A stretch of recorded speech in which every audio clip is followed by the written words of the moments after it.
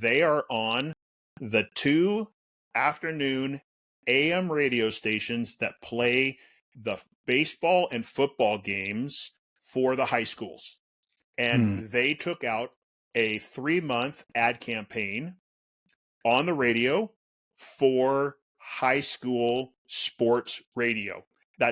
It's a 2-hour block, happens twice a week. That's the only place they advertised online, because they recognized, I want to get in front of those parents, because if I can get one of those parents, they are a circle and they will bring everybody else with them. So they identified where are those people at, because they knew with intentionality who they wanted to reach. And all of a sudden it expanded the room and brought a lot more traffic in the door for that business as a result.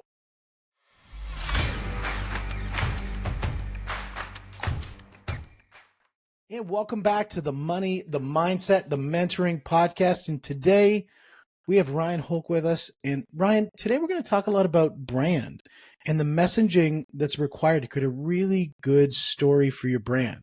You know, a lot of times when I'm talking to people and they're starting their podcast or they're building out their coaching business and they know what they want to do, but they just aren't able to communicate that effectively. And so this conversation today is really about helping people craft their messaging so that they can then produce it both in person, but as well as, really importantly, in the digital space. Yep. That is such a challenge for so many business leaders to figure out, how do you take all those complex things you do and talk about it really simply so that anybody can figure it out. And I'm excited to chat about that today. Now, clarity is one of those things that I think most small businesses, entrepreneurs, even actually, to be honest, large companies really need to work on it. And whether it's clarity around their mission, vision, values, or whether it's clarity around some of their products or their services, clarity just seems like it's not very clear. And so how do we solve clarity? For me, the biggest challenge or the first step in figuring out clarity has to do with really being honest with ourselves and sitting with a piece of paper or a whiteboard and really saying, who on earth are we as a business? Who are we really, on the best of days, ready to serve? And what are our products and services going to do for them? And get stuff on paper, because I find so often we have conversations with business leaders and they're like, well, I sort of serve people who do these things and we kind of do these things and we kind of do these things. And I don't know how to talk about all of that. And as soon as we put stuff on paper, all of a sudden we go, oh, there's like 3 columns. And all we got to do is talk about those 3 columns of information. We could call those pillars of our business. And those could be the only things you talk about. And you'll somehow touch all of the things you just explained to me. And so the biggest thing for me with clarity is you've just got to be honest with yourself and sit and do the work of, let's document some stuff and start really thinking with intentionality and strategically about how we're going to talk about our business. Yeah, I think documentation is so important, but I think when you hit on the nail on the head at the beginning was that just get a pen and paper out there and just start writing who we are. And just that sort of brain flow of just, drawing things out or writing things down, doodling it, smiley faces, sad faces, anything that can just describe the things, the emotions that your business creates, the services that you provide, the way that your clients feel, the way you feel, the way that people respond to you, the best or the worst, and just really starting to understand those things and just start getting that brain flow going. I think that is a great way to really start to help people understand who they are. Yeah, it very much is. And I've got a process that I walk people through either one-on-one or even in a group setting, just to kind of get like the ideas flowing so that you can kind of go, all right, let's talk about like what I call the golden egg in your business. Like, what is the number 1 and the number 2 thing that if they went away tomorrow, your business is gone. But if you like poured fuel on the fire, it would be like the farmer with a golden egg that it just kept delivering in your business. And so often I find with business owners, they're like, we need to talk about everything. And I'm like, you have 2 products that bring in 80% of your revenue. Why are we talking about the other 12? Yeah, absolutely. Absolutely. And now, that's when somebody's looking at their business, and it's funny that you use the term the golden egg, and because the golden egg is a very hard thing sometimes to find. Like, think we just passed Easter a little while ago, and all these kids running around the house looking for chocolate eggs. Well, we're looking for a golden one, which seems so easy to figure out, but I think a lot of people, they have a hard time actually pointing at it because it's not necessarily what it is. It might be what it does or what it represents.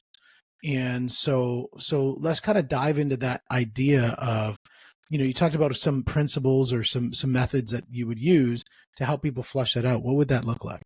So the first thing is I like to make a list of all the current ways that money is currently flowing into your business. How are people actually paying you? Not what are the free services, but actually paying you right now. And to start with a list and really get clear on, even if you got to pull some numbers, here's the ways people currently, okay, those are great things.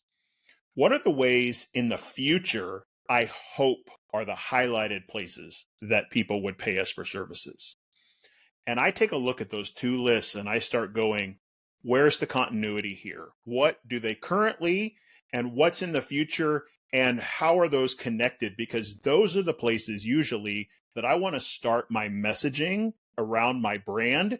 Because if I know I'm making some money and it leads to something greater or an upsell or some other option in the future, then that's a place I want to spend time really getting clear on how to talk about that product, that service, the win I'm going to provide for people. So the number one mistake people make is they don't realize where their money is coming in. And then they don't connect that to the future to say, where would I like it to come in? So they can create that storyboard for where we are today to where we are tomorrow. Because if they don't understand it, how can you expect their client to? Right. Exactly. And when you've got clarity and you can help control the narrative for your client so they understand in moments, then they understand it, but they also can repeat it to others. And all of a sudden, your brand goes further because they understand how you helped them. And then they can turn around and go, hey, they helped me do this in my business. Maybe they could help you as well. What's another great strategy around helping create clarity in your offer? I love starting with a clear articulation of your audience and really who it is you serve. And not at a 30,000 foot level, but like, what is it that they're feeling? What are they experiencing? What point in life are they at? And juxtaposing that with how does our product or service help them at that moment? So that I can kind of have this idea of, if I was going to talk to someone about this, I want to explain, here's the problem, here's how our solution makes life better, and even the win that people get from using our product or solution. Because so often we want to talk about the way our product works, we want to talk about the tasks we do, but really it's the outcomes. The number one thing that people are going to remember is the outcomes that you got for them.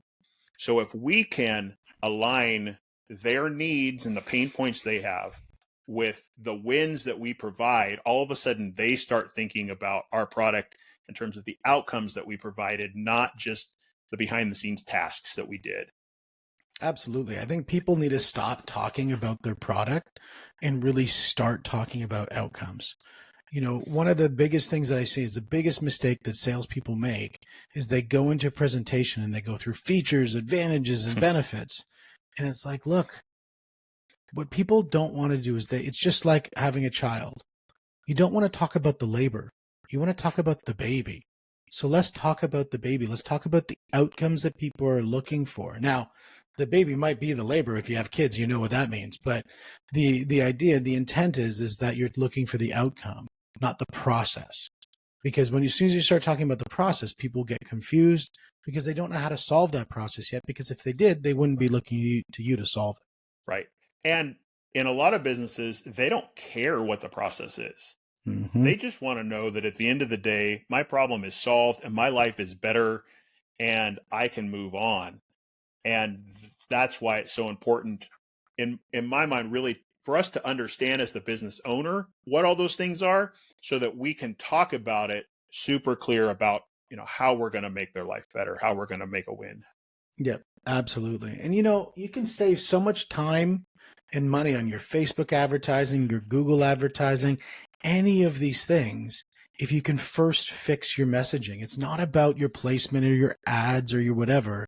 It's about your messaging and being clear with your messaging and understand what your offer is. Because if you don't know your offer, your client will not know it. Exactly. And one of the questions that I love to answer in my content and in my copy, especially on a website, is for the client, for the reader, is this for me? I want them to read the language and to see themselves in it and to go, yes, this is speaking to me. I should keep going, or this is definitely not for me and I should move on. And for them to be able to self assess and know in moments, and us as a business leader, as a business owner, to be okay with the fact that they self selected out if they did, Absolutely. Well, or if to go deeper.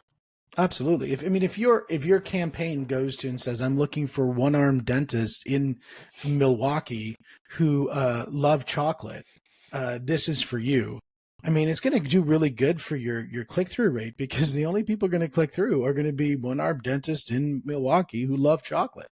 Right. And I don't know what you're going to be selling, but at least you're going to be attracting the office the audience that's going to be there. Exactly. And because the story is clear, the people will go along with you and build relationship with you as a result. Absolutely. The thing is when people are identifying with an offer, for me, they always look through there's a lens of four things that they look at. Number one, they look at does it solve a pain that I have?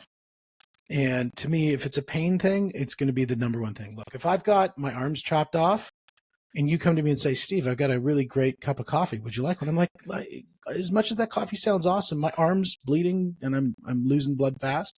Do you have a tourniquet? I pay anything for a tourniquet right now. And so people buy for pain. The second reason why people buy is for opportunity. This is why, it's in the United States, it's land of opportunity. That right there in itself talks about the number two reason why people buy. Number three is for community. They want to be surrounded by people, just like the one thing that you do with your group, your cohort that you run. People want to join that cohort. And the last thing is elevated status, is they want to join something that's going to raise them up. People don't pay more for a BMW because it's more reliable.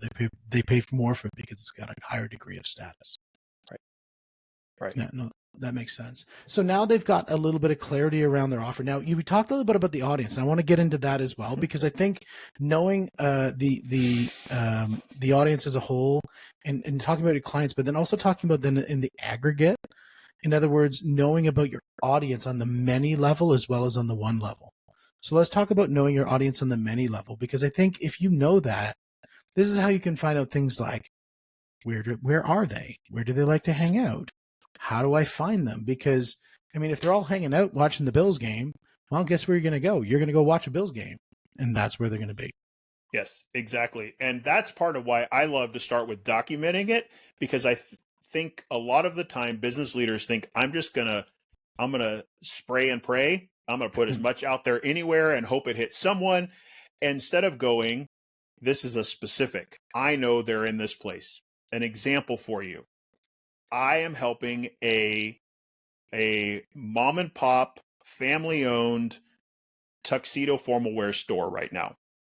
They know this has been prom season. There's a couple of weeks left. We've built entire campaigns around how do we get in front of students and how do we get in front of parents of high school students.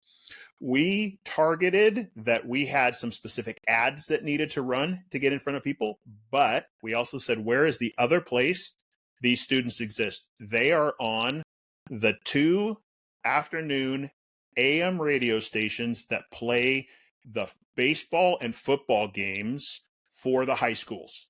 And they took out a 3-month ad campaign on the radio for high school sports radio. It's a 2-hour block, happens twice a week. That's the only place they advertised online, because they recognized, I want to get in front of those parents, because if I can get one of those parents, they are a circle and they will bring everybody else with them. So they identified where are those people at, because they knew with intentionality who they wanted to reach. And all of a sudden it expanded the room and brought a lot more traffic in the door for that business as a result. That's very strategic to do something like that. The first thing when you think I'm going to go and I'm not knocking radio, but the Oh, idea that people are going to advertise on radio, most people kind of for high school kids. But then you went, no, no, no, it's not the high school kids we're looking for. It's yes. the high school kids' parents. Yes. And that was the really important thing. It's just like in our mortgage brokerage, right now I think it's like 67% of first-time home buyers are funded by one bank alone. And it's the bank called the Bank of Mom and Dad. And because mom and dad are the ones who are putting the down payment down for the houses. And so if you have a mortgage company and you're looking at building your business, you should be targeting parents. And because those parents are the people who are going to help the kids make that decision. And they're going to work with somebody that they know, they like, and they trust. So using that model that you just spit out is a beautiful model. And that's a great strategy. Yeah. Yeah. And it's reproducible if you take the time to figure out who is that audience, where are they at, what are they doing. I've seen people waste so much money over the years doing social ads for people who aren't even on social media. And I'm like, Yep. what are you doing? They're on email. Pick up the phone and call them. They're going to answer the phone. They're a group that will. That's how you're going to reach those people. But you've got to know the specifics of who you want to reach. And it's why it's so important to start with documentation and writing it down. Absolutely. Well, I think anybody who's selling detergent right now should be reaching out to formal wear companies, because if they're selling it to the students, they want to get those suits double cleaned after those prom nights. You have no idea. You have no idea. Oh, I do, from at least 30. Oh yeah, we won't go in there. Yeah. Long time ago. Yeah. And soon again, my oldest is 14, so I guess that's going to be coming up soon. Yeah. So is there anything else that people need to look at when they're looking at organizing their offer and ensuring that they really understand? Is there a pillar that we're missing when it comes to trying to really get to hone in to understand who they are and how can they present themselves? The piece that I feel like is missed often is we kind of get an idea of, okay, we know who we're going to talk to. We have an idea of what we're going to talk about. But many businesses, especially on their websites, fail to make a clear call to action that's repeated over and over on their site. A lot of times you'll see it up somewhere in the header. There's maybe a button, there's something. If I read through everything, I may find something, or it's at the bottom of the page. The reality is, on websites, people aren't getting to the bottom of your page, and they're not reading every word. They're reading headlines.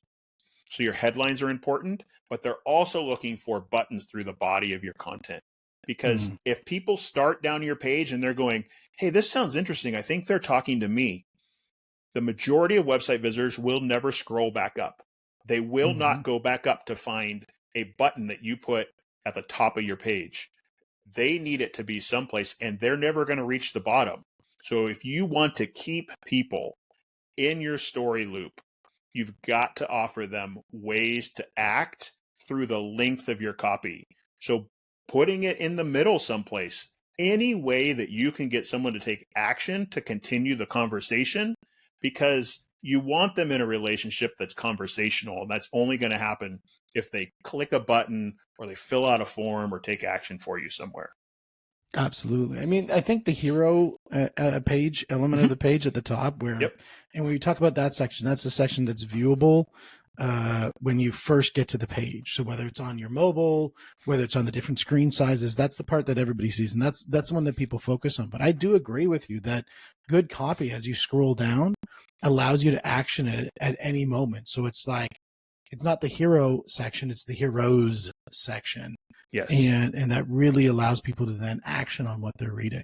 Right. And I think having that scroll down is really important because, there's the people who are have you ever heard of DISC, Ryan? The DISC profile? The DISC assessment?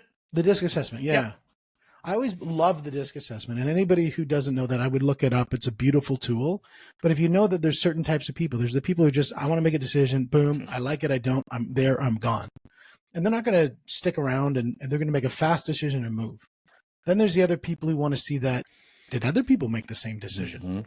And they make the herd mentality. That's the I person. They're social. Then the other people saying, is this right? Like I need a little bit more to to feel good about it. You know that this is a stable decision that I'm making. This is something that's going to be reliable. And the last one is I need to know everything, the C's. And they're going to scroll and scroll and scroll. And you have to have like 800 buttons by the time they get to the bottom because they're going to read every single bit. Right. Right. And those people, when you think about visits, those are 4 categories, but you think about how those are distributed, that maybe is only 20% of people who are going to read every word.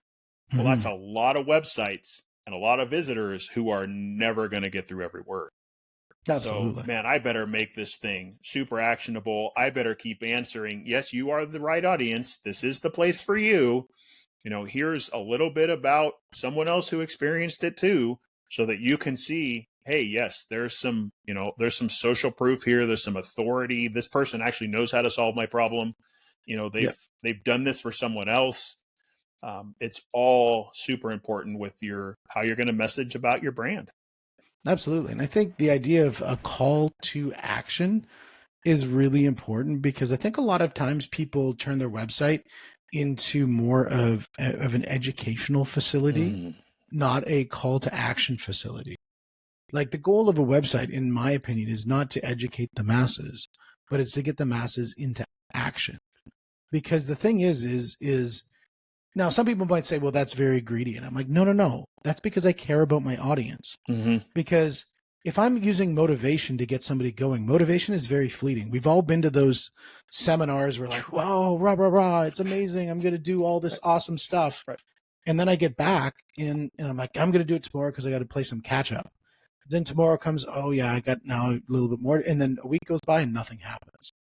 And so the idea about is getting somebody into action is allowing them to actually then benefit from the things that you're talking about, not just have that fleeting moment interaction with your material and then move on to, the war in Ukraine or move on to what's going on with Trump or Biden or any of these other things that kind of distract them or what did the kids break in the kitchen.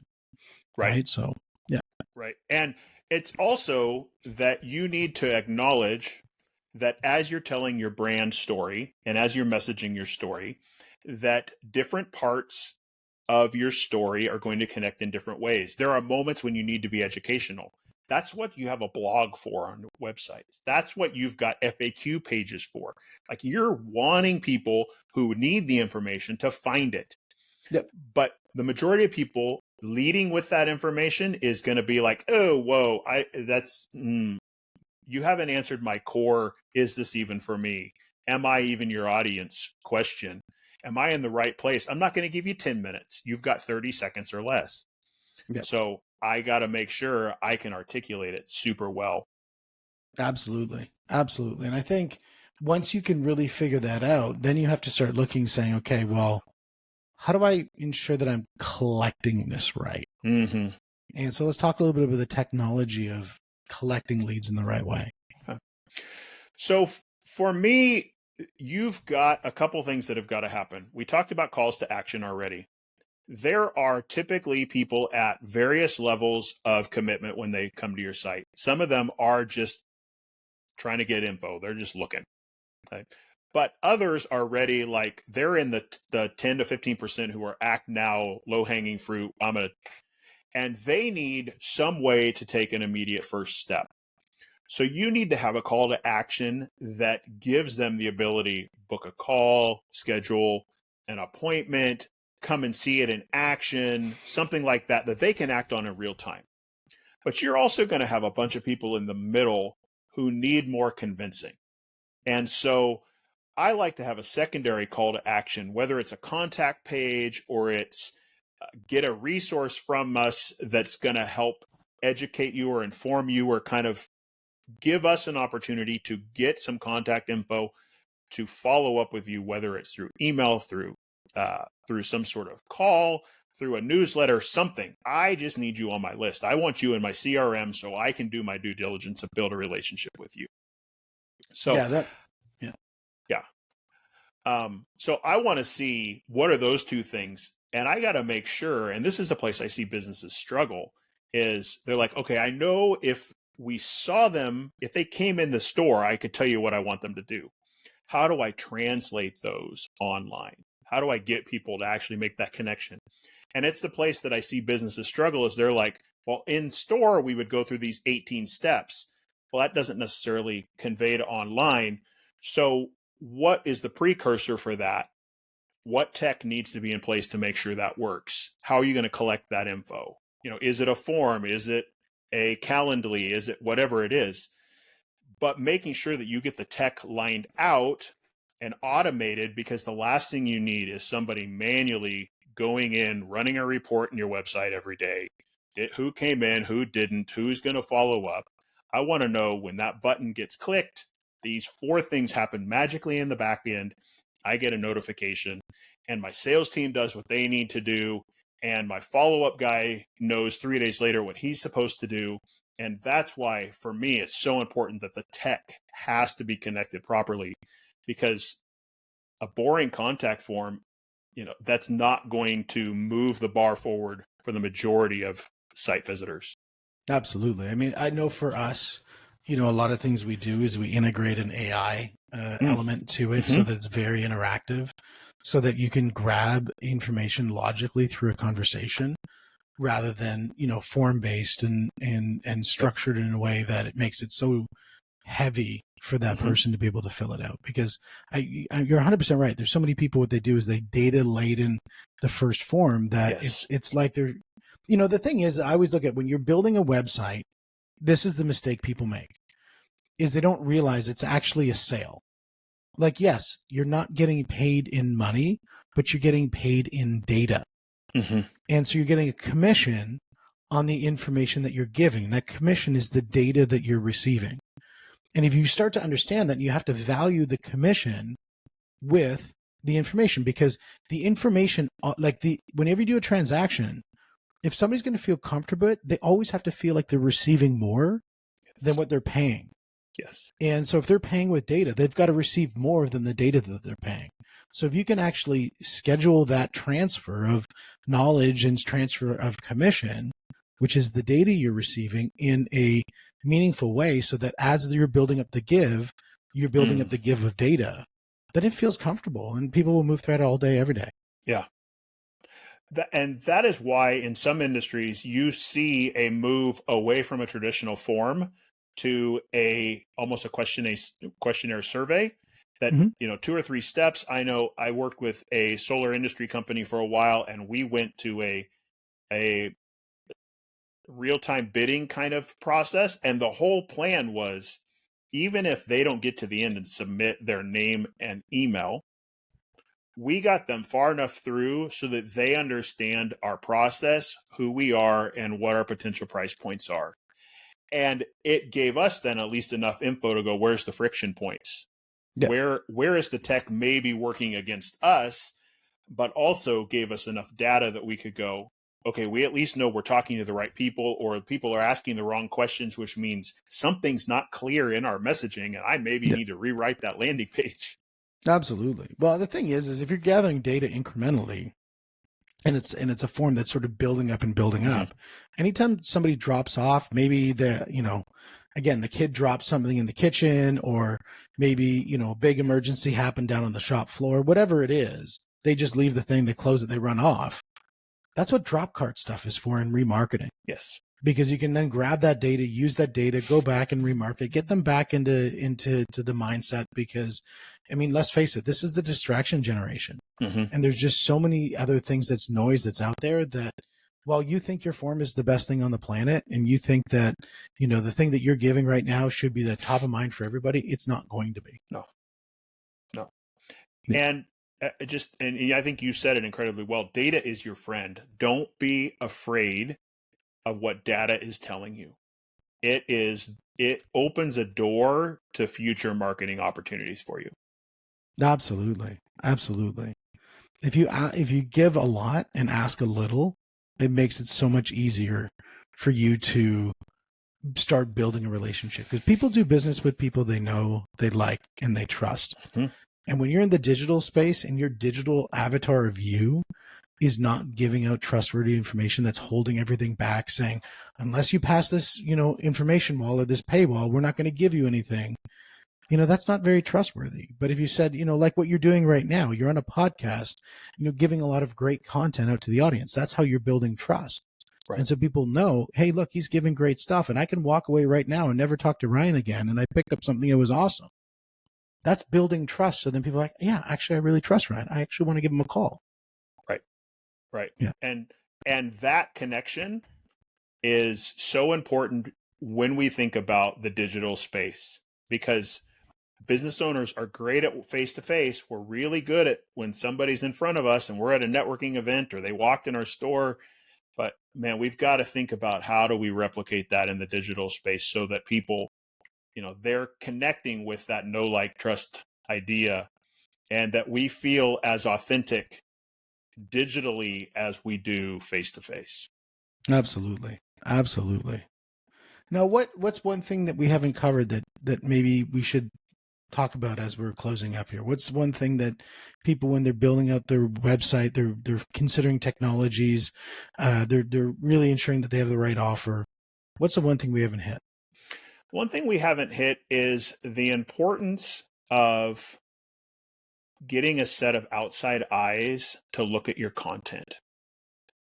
And I don't just mean hiring someone, but I mean having someone who knows you, knows your business, look at what you're putting out, because they aren't, if there's someone outside of your organization who's not spending 60, 80 hours a week doing what you do, they are going to have a different perspective on the work you do and the solutions that you provide.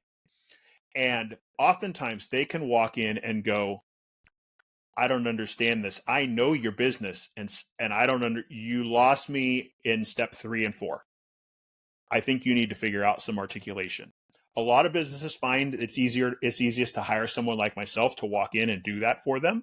Mm-hmm. But I find that many business owners are like, I don't really want to spend money on this right now, but I do need someone I trust. And being able to call another business owner, call someone in the community, pick up the list of the Chamber of Commerce and go, I know Ed, I met him at the last event at the Chamber. I need to have Ed look at my stuff because he's talking to similar clients and he may have a different perspective on what I need to be saying to make sure I'm clear in my messaging. Yeah. And I like the idea that you talked about, people that you trust. It might not necessarily be people that you like, because sometimes people like to surround themselves with people who say yes, right, or say, that's great, dear. That looks amazing. And you don't need that. You need authentic, true feedback, because that's what's really going to give value. Yep. Very much so. Very much so. Yeah, that's a very, very good point. And I love the idea of that's BNI groups or anything like this. When you're at the chamber, and you're networking with people and saying, hey, look, do you mind just taking a peek at this? Does this speak to you? And I want you to be very honest, because if you're not, it's not going to help me. Right. And so bold feedback is what I'm looking for. Yep. And I think someone who's willing to even ask questions of, have you considered? Yep. Yep. Absolutely. Absolutely. Well, I think that's a great cover of the idea of helping people provide clarity for their offers and really hone in on who they serve and where they are. And then how to then translate that into the technology, the websites and the traffic pages that people build, so they can build it with clear intention, with clear call to actions, and then ensuring that they're collecting that data in the right way, and then getting that feedback loop to say, hey, can I get a third party here to look at this to make sure I'm not just, saying that this is the greatest because I put it together. Right. Right. That's beautiful, man. I love it. I love it. Now, for people to get a hold of you, because I know that you run the cohort groups, I know you do different things where you just meet with people and have nice sessions where you can just sit down and chat with you for a bit and go through. Best spot to go there is to distillyourstory.com is the easiest spot to reach you there. And it is very clear exactly what you do on the page. And so obviously it's a great thing for people to check out and see how you present yourself. Awesome. Well, I appreciate it. Thank you. You are quite welcome. And Ryan, we've had nothing but a great talk today and great information, and really appreciate going through all the things around the offers. Thank you so much for joining us. And this is the money. This is the mindset. This is the Mentoring Podcast. Thanks so much for joining us. We'll see you on the next one.